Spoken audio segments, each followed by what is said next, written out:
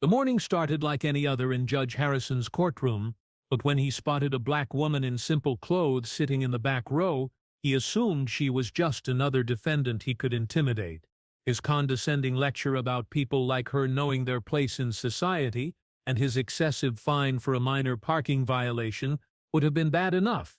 But when she calmly stood up and displayed her state attorney general badge, revealing that she had been conducting an undercover investigation into his courtroom practices, Judge Harrison realized he had just humiliated the one person in the state who could end his career with a single recommendation. The clock read 8:47 a.m. as Attorney General Diana Washington parked her modest Honda Civic in the lot outside the municipal court of Riverside County, a small town in northern Georgia. The warm morning sunlight cast long shadows across the cracked asphalt, and Diana exhaled deeply, steeling herself for what lay ahead. This wasn't supposed to be a complicated morning. Officially, she was here to contest a parking ticket, a legitimate citation she had received while visiting her elderly aunt in this small town 3 weeks earlier. But Diana's real purpose ran much deeper. As the first black woman to serve as Georgia's Attorney General, she had received dozens of complaints about Judge Robert Harrison's courtroom, allegations of racial bias and discriminatory sentencing that demanded investigation. Rather than send subordinates or launch a formal inquiry that would give Harrison time to modify his behavior, Diana had made a calculated decision. She would experience his courtroom firsthand, dressed as an ordinary citizen, to witness whatever pattern of bias might exist. Dressed in a simple black sweater and jeans, with her hair pulled back in a casual ponytail, Diana looked nothing like the polished government official who regularly appeared on television defending state policies. She had deliberately chosen clothes from her weekend wardrobe, items that would help her blend in with the typical defendants who appeared in municipal court. As she approached the courthouse steps, Diana's phone buzzed with a message from her chief of staff. "The Federal Civil Rights Division is standing by for your report. Be careful in there." Diana tucked the phone into her purse, next to the leather folder containing her official credentials. She wasn't worried about her safety, but she was keenly aware that what she observed this morning could have far-reaching consequences for judicial accountability throughout the state. The municipal courthouse was a far cry from the grand state buildings where Diana typically conducted business. The exterior was weathered brick, with peeling paint around the windows and a handicapped ramp that looked like it had been installed as an afterthought. Inside, the walls were painted an institutional beige, and the floors showed decades of wear from countless defendants, witnesses, and court personnel. Despite its humble appearance, the courthouse buzzed with activity. People clutched manila envelopes and pieces of paper, their faces showing the anxiety that came with navigating the legal system without legal representation. Diana recognized the expressions, the same mixture of hope and fear she had seen in her early days as a public defender, before law school, before politics, before she had risen to become the state's chief legal officer. Diana checked her phone. She had 7 minutes to find the correct courtroom and observe how Judge Harrison conducted his morning docket.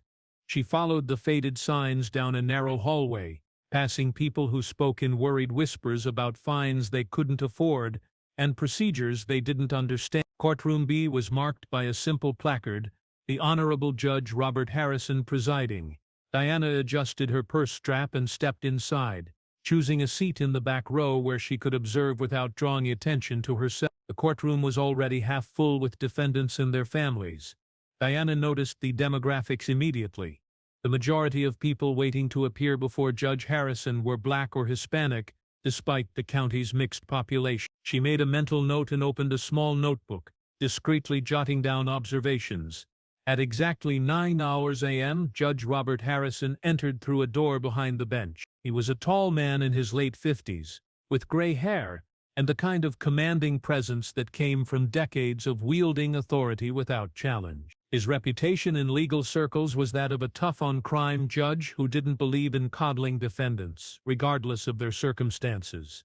"All rise," the bailiff announced. The room shuffled to its feet, and Diana stood along with everyone else, watching as Judge Harrison settled into his chair with the practiced efficiency of someone who had performed this ritual thousands of times. "Court is now in session," the judge announced, his voice carrying easily through the room. We have a full docket this morning, so we'll move quickly. I expect everyone to be respectful, concise, and honest. Any attempts to waste this court's time will not be tolerated." Diana observed closely as the first several cases were called. The pattern became apparent quickly. White defendants received patient hearings, opportunities to explain their circumstances, and often reduced fines or payment plans. Black and Hispanic defendants faced a different experience entirely: interruptions, skeptical questions about their truthfulness, and penalties that seemed disproportionately harsh. A young Hispanic man who had received a speeding ticket was fined $400 and denied a payment plan despite explaining that he was the sole provider for his family. Minutes later, a white woman with a similar violation received a $150 fine and was granted 6 months to pay. An elderly black woman who had parked illegally while rushing her husband to the emergency room was lectured about personal responsibility and fined $3. Her explanation about the medical emergency was dismissed as irrelevant to the violation. Diana documented each interaction, her trained legal mind cataloging the disparities in treatment, the differences in tone, the obvious bias that permeated every aspect of the proceedings. This wasn't subtle discrimination. It was blatant, systematic, and exactly what the complaints had described. Finally, at 9:47 a.m., Diana heard her name called. Diana Washington, case number 2020. Diana gathered her purse and walked calmly to the defendant's podium, carrying herself with quiet dignity despite the hostile environment she had observed. As she approached, Judge Harrison looked up from his paperwork, his expression hardening as he took in her appearance, a black woman in casual clothes, presumably another routine defendant to be processed quickly. "Washington," Judge Harrison began, his tone immediately condescending, "you're cited for parking in a fire lane at Riverside General Hospital on October 15th. How do you plead?" Diana kept her voice level and respectful. "Your Honor, I'd like to explain the circumstance. I was visiting my elderly aunt, who had fallen and was being treated in the emergency room. I parked in the first available space I could find because I was concerned about her condition." Judge Harrison waved his hand dismissively. "Ms. Washington, everyone has a sob story. The law doesn't care about your personal problems. Fire lanes exist for public safety, not for the convenience of people who think the rules don't apply to them." Diana felt the familiar sting of being dismissed without consideration, but she maintained her composure. "Your Honor, I understand the importance of fire lane regulations. I'm simply asking for the opportunity to explain that this was an emergency situation involving an elderly family member." "An emergency situation?"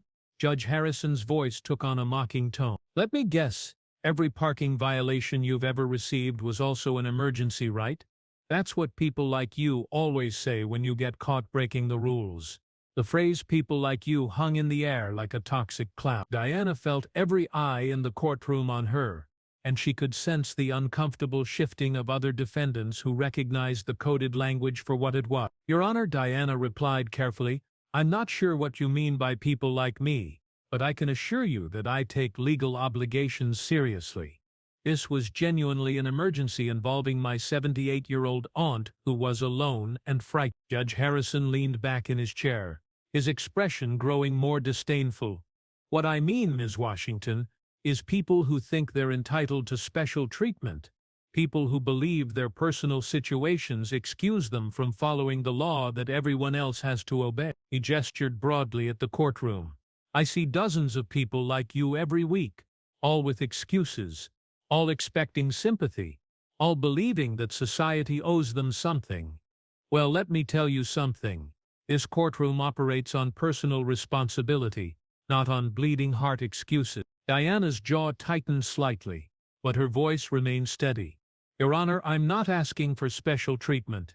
I'm asking for the same consideration that you would give to anyone facing similar circumstances." "The same consideration." Judge Harrison laughed, but it wasn't a pleasant sound. "Ms. Washington, the same consideration means following the same rules as everyone else. It means accepting responsibility for your actions instead of looking for someone else to blame." He shuffled through some papers on his desk before continuing. "In fact, I think this case presents a perfect opportunity for a lesson in personal accountability.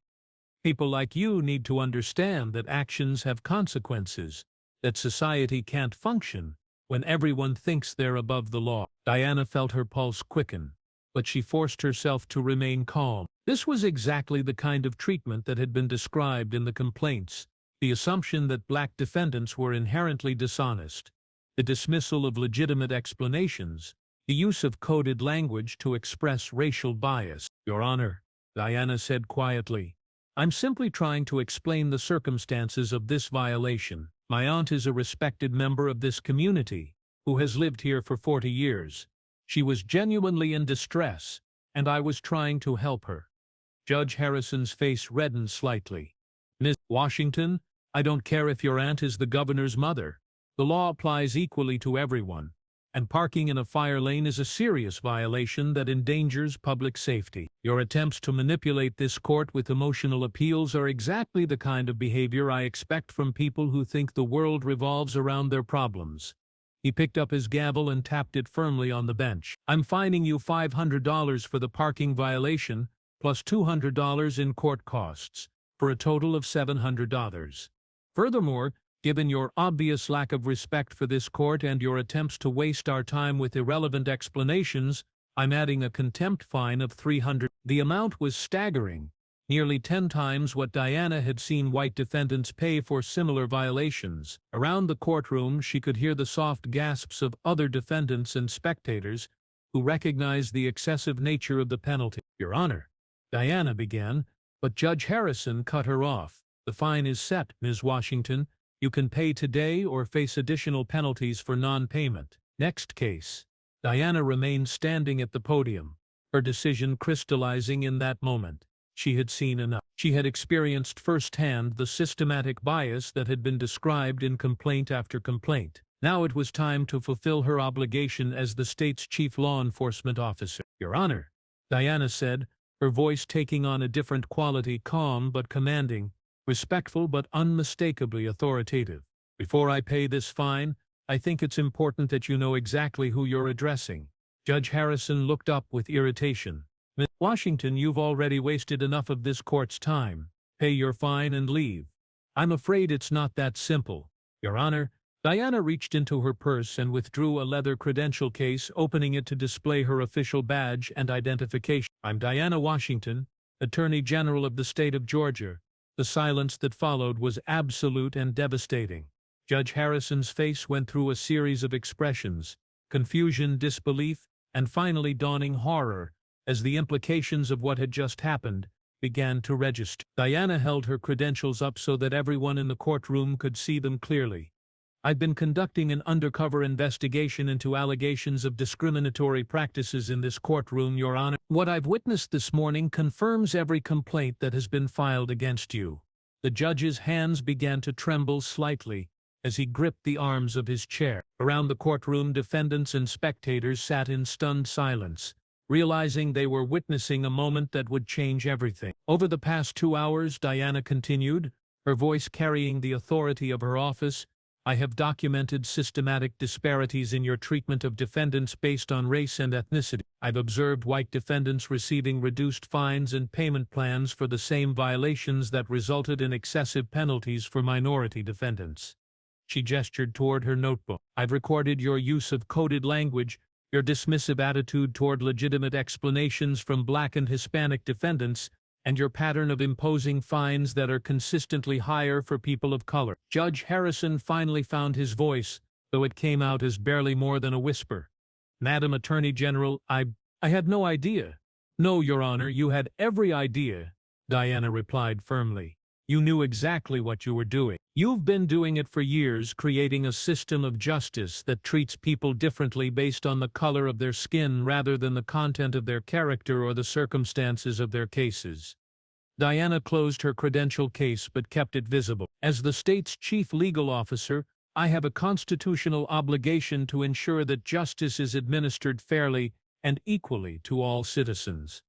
What I've witnessed here today represents a fundamental failure of that principle. The courtroom remained silent, but Diana could see people pulling out phones to record what was happening, understanding that they were witnessing a historic moment of accountability. Furthermore, Diana continued, The excessive fine you just imposed on me, $1,000 for a parking violation that typically results in a $50 penalty, demonstrates exactly the kind of discriminatory sentencing that violates both state judicial guidelines and federal civil rights law.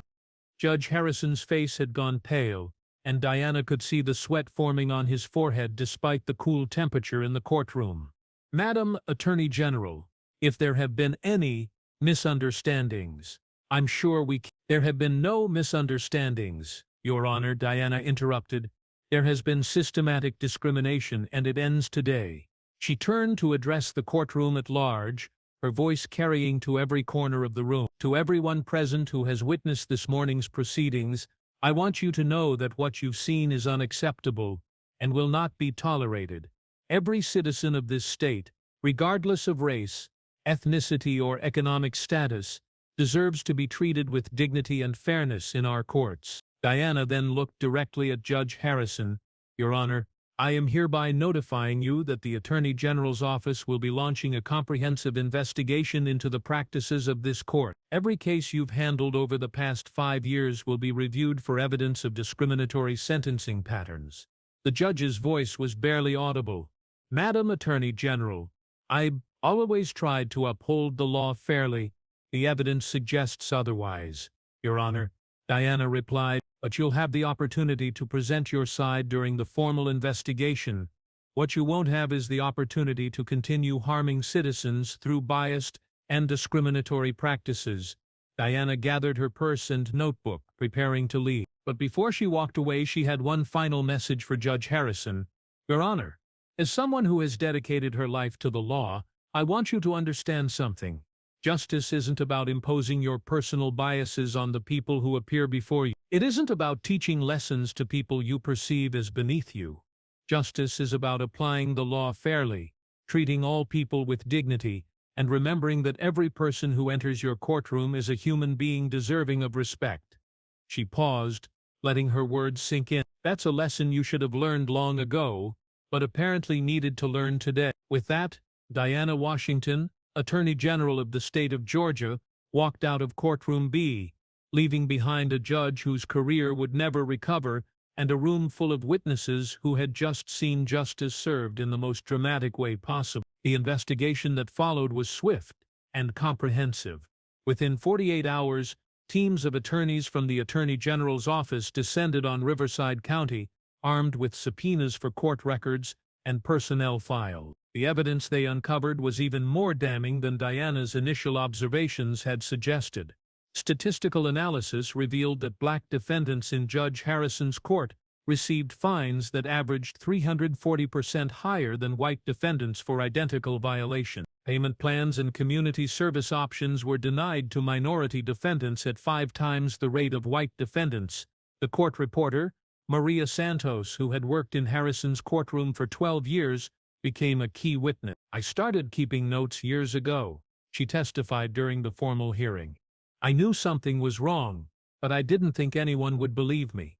Her detailed records provided a decade-long trail of discriminatory practices that could no longer be denied. The bailiff, Officer James Coleman, also stepped forward. "I've been watching this happen for 8 years, he told investigators. Judge Harrison treated people differently based on how they looked. As the investigation expanded, dozens of former defendants came forward with their own story. A young black mother described being fined $600 for a minor traffic violation while pregnant, then being denied a payment plan. A Hispanic construction worker recounted being sentenced to community service for a violation that white defendants received warnings for. The media coverage was intense. Major news outlets picked up the story, with headlines like "State Attorney General's Undercover Investigation Exposes Systematic Judicial Bias." Social media exploded with support for Diana's actions, with thousands sharing their own experiences of courtroom discrimination. Judge Harrison found himself completely isolated. His attempts to dismiss the investigation as a misunderstanding fell apart when faced with overwhelming evidence. Within a week, the State Judicial Qualifications Commission announced formal disciplinary proceedings that could result in his removal from the bench. The pressure became too much. Faced with a public hearing that would expose years of biased decision-making, Judge Harrison announced his resignation. "I believe it is in the best interest of the judicial system that I step down," he wrote, essentially ending his career in disgrace. For Diana, the resignation was just the beginning. She used the momentum to push through comprehensive judicial reforms across Georgia. New oversight mechanisms were implemented, including mandatory bias training for all judges, regular statistical analysis of sentencing patterns, and anonymous reporting systems for court personnel. A month later, Diana returned to Riverside County. The courthouse had been transformed with fresh paint, new multilingual signage, and a community liaison office. Judge Harrison's replacement had implemented practices designed to ensure fairness and equity. Diana stood in the same courtroom where she had been humiliated, now launching a statewide initiative to combat judicial bias. "What happened in this courtroom was unacceptable," she began. "But what has happened since the investigation, the accountability, the reforms proves that our system of justice can work when people stand up for what's right."